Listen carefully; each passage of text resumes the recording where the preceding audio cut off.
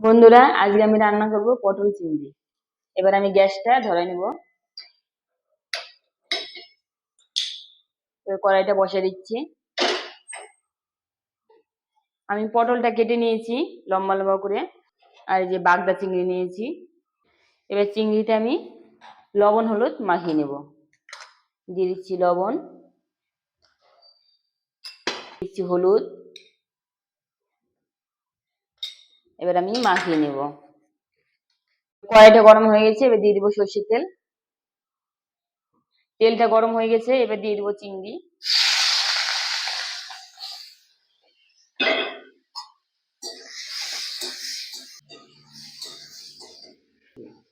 আমার চিংড়িটা ভাজা হয়ে গেছে, বেশি ভাজলে আবার শক্ত হয়ে যাবে। নামিয়ে নেব। এবার দিয়ে দিব তেল। এবার পটলটা ভেজে নেব। এবার তেলটা গরম হয়ে গেছে, এবার দিয়ে দিব পটল। পটলগুলো ভেজে নেব।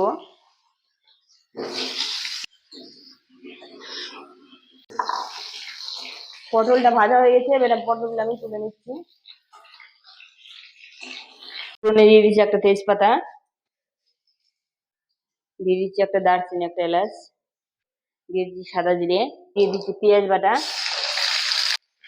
দিয়ে দিচ্ছি আদা বাটা, দিয়ে দিচ্ছি জিরের গুঁড়ো, ধনের গুঁড়ো,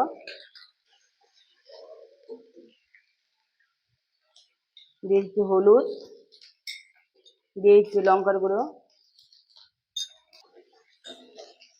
লবণ, দিয়ে দিচ্ছি টক দই ফাটানো, দিয়ে দিচ্ছি পরিমাণ মতো অল্প চিনি। এবার মশলাটা আমার কষানো হয়ে গেছে, এবার আমি পটলটা দিয়ে দিচ্ছি। এবার চিংড়িটাও দিয়ে দিব।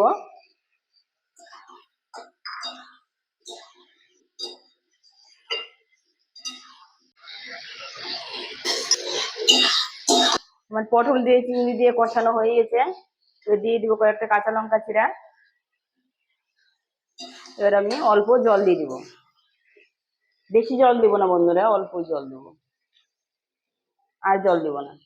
নিমন্ত্রণ বাড়ির মতো পটল চিংড়ি। আমার পটল চিংড়িটা প্রায় হয়ে আসছে।